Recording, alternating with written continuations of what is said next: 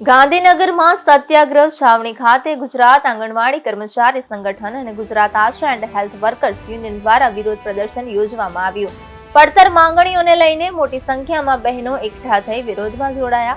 આશા અને ફેસિલિટેટર વર્કરોએ લઘુત્તમ વેતન આપવામાં આવે અને તેમને કાયમી કરવામાં આવે આશા વર્કર બહેનો દ્વારા માંગ કરાઈ છે।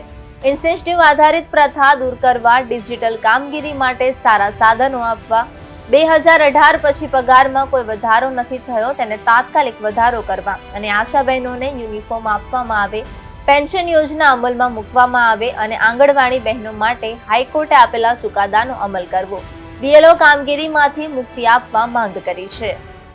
આજે અમે મારી કેટલીક પડતર માંગણીઓને લઈને ભેગા થયા છે, જેવી રીતના કે અમને લઘુત્તમ વેતન આપો, કાયમી કર્મચારી કરો, અમે જ્યારે છૂટા થયા ત્યારે અમને પેન્શન યોજનાનો લાભ આપો, છૂટા થયા પછી અમારા બહેનોનું શું, અમને નિયમિત વર્ષમાં 2 જોડી ડ્રેસ આપવામાં આવે છે, ઇન્સેન્ટિવ પ્રથા દૂર કરો અને અમારા ઇન્સેન્ટિવના વેતનમાં વધારો કરો, ફેસિલિટેટર બહેનોને જે 20 ટૂરના પૈસા મળે છે એની જગ્યાએ ટૂરોનો વધારવામાં આવે, જેથી આખો મહિનો કામ કરે છે એનું એમને પૂરતું વેતન મળે। વધુમાં કે અમારો પ્રોજેક્ટ કેન્દ્ર સરકારનો છે, તો 2018 પછી કેન્દ્ર સરકારમાંથી અમારો 1 પણ રૂપિયાનો વધારો થયો નથી।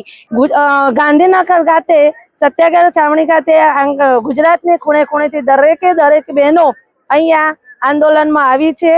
અહીંયા અમારી મુખ્ય માંગણી એ છે કે ગુજરાત હાઈકોર્ટ દ્વારા જે અમારે ચુકાદો આવે છે, જેની અંદર કાર્યકર બહેનને 24,800 અને તેરાગઢ બહેનોને 20,300 નું જે ચૂકવણું કરવાનું છે તે સરકાર સત્વરે અમને આપે।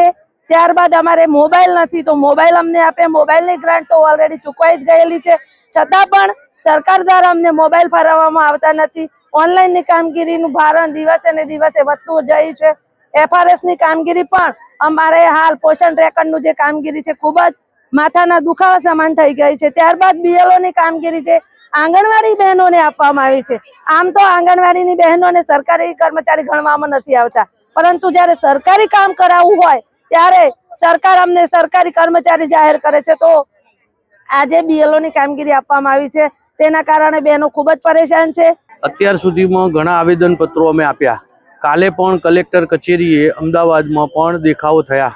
700 કરતાં પણ વધારે બહેનોએ ત્યાં હાજર રહી અને દેખાવો કર્યા, પણ મુખ્ય વસ્તુ અમારી એ હતી કે અમને 48 કલાક માટે ઉપવાસનો પરમિશન આપે, પરંતુ ના તો અમદાવાદની પોલીસ કમિશનર દ્વારા કોઈ પરમિશન આપવામાં આવેલી નહીં, જેથી કરીને અમારે સત્યાગ્રહ છાવણીમાં આજે આ કાર્યક્રમ કરવો પડ્યો છે। અને એ કાર્યક્રમમાં મુખ્ય આંગણવાડી બહેનોનું જે નામદાર ગુજરાત હાઈકોર્ટે જે ચુકાદો આપ્યો છે એ ચુકાદા મુજબ આંગણવાડી બહેનોને 24,800, હેલ્પર બહેનોને 20,300 એ મુખ્ય અમારી માંગણી લઈ અને સાથે સાથે આશા વર્કરની બહેનોની પણ માંગણી કે આશા વર્કરો પાસે પણ વધારે કામગીરી કરાવે છે, જેના કારણે તેમને કાયમી કરો અને કાયમી તરીકેના તમામ લાભો આશા વર્કરને મળે।